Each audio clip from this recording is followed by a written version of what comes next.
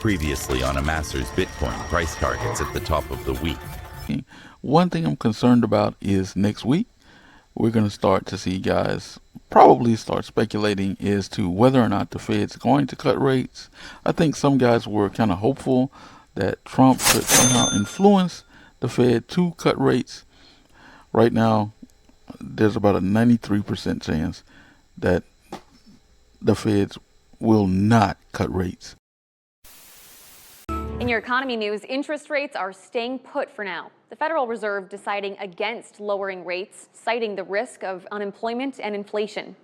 This is a Bitcoin chart. This is a 4-hour chart, and I'm going to try and highlight some of the stuff I've been talking about this week.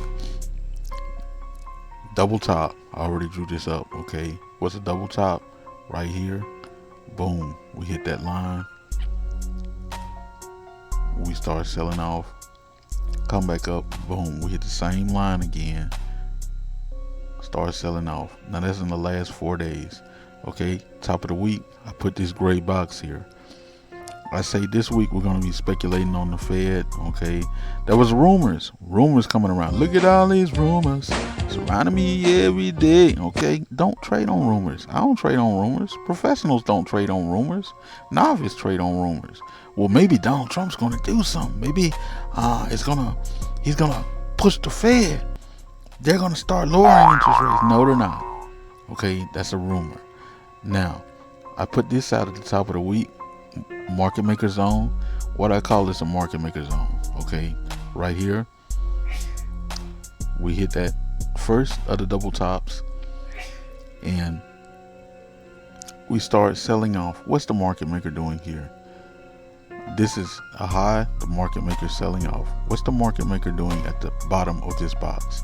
This is a low, the market maker's buying it back again, so that as they buy it back, the price gets pushed up so that you can buy somewhere up here again, and then they can sell off to you again and profit some more. Okay, why are you buying? Because maybe you heard an influencer or somebody with a rumor that maybe that'll be a surprise. Maybe the Fed's going to give us a surprise. No. Jay Powell's made it very clear that he's going to let the numbers and the statistics dictate what he is going to do in his market. Not Donald Trump, not tariffs, not any of that. He's going to provide stability in our monetary system, which is what it should be. Think about it, guys. Who wants to buy something one day? It may cost this. A couple of days later, it may cost that. A couple of days later, it may cost this. A couple of days later, it may cost that. Okay, that's instability.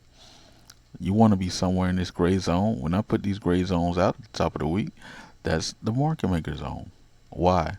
Because of what I just explained. You want that stability. And furthermore, what if you were way up here? Bro, you don't know anybody gonna buy Bitcoin way up here. I like Michael Saylor, but Michael Saylor doesn't know the future, nor do I, nor does anyone. So I don't know if anyone will buy again up in here. Okay, so when these guys are out here controlling the markets, they're gonna keep it in a zone that they're comfortable both selling and buying at. And that's what happened here.